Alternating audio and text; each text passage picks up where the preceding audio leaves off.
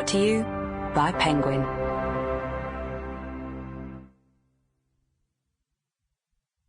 How to Feed the World by Vaclav Smil.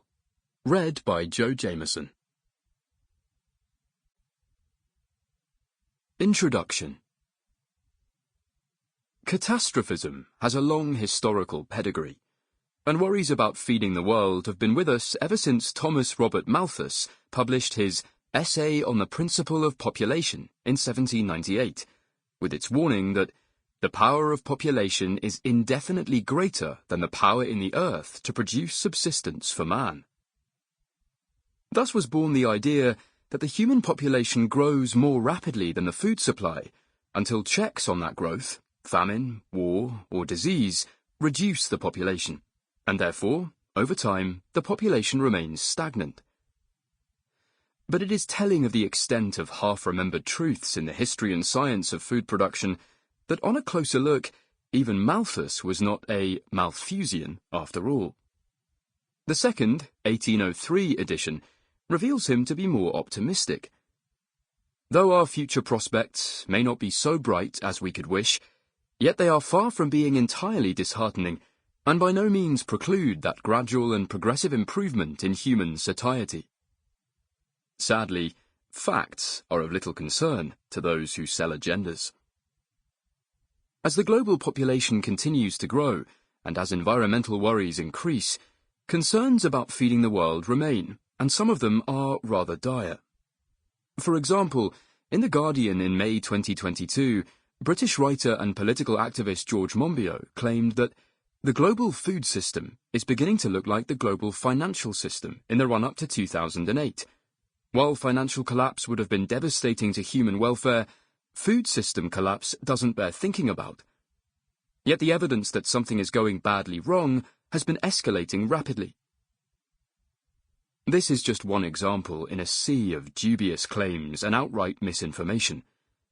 Over the past decade, I have been repeatedly exasperated by people's poor understanding and sheer ignorance of life's many basic realities, be they concerning organisms or machines, crops or engines, food or fuels. So should you be worried about the global food system?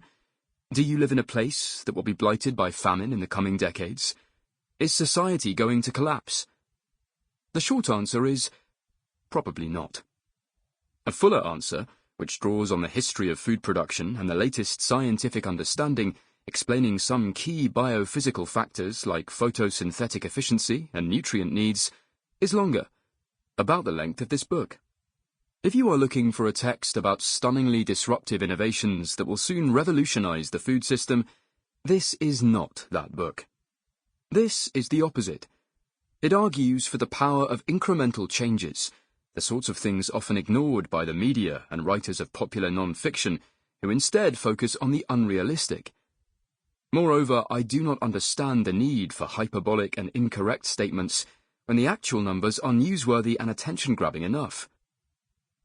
For example, global food production now averages about 3,000 kilocalories per person.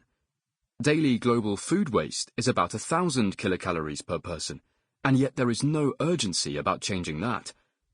If you were constantly losing a third of your income, you'd try to do something about it. This book looks at such realities.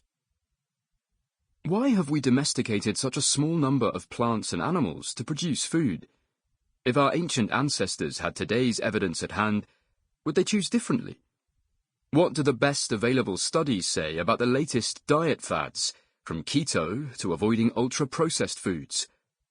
Looking ahead to 2050, will the world have freed its livestock and be living in a techno-vegan utopia, fueling our guilt-free existence with plant-based or lab-grown meat substitutes?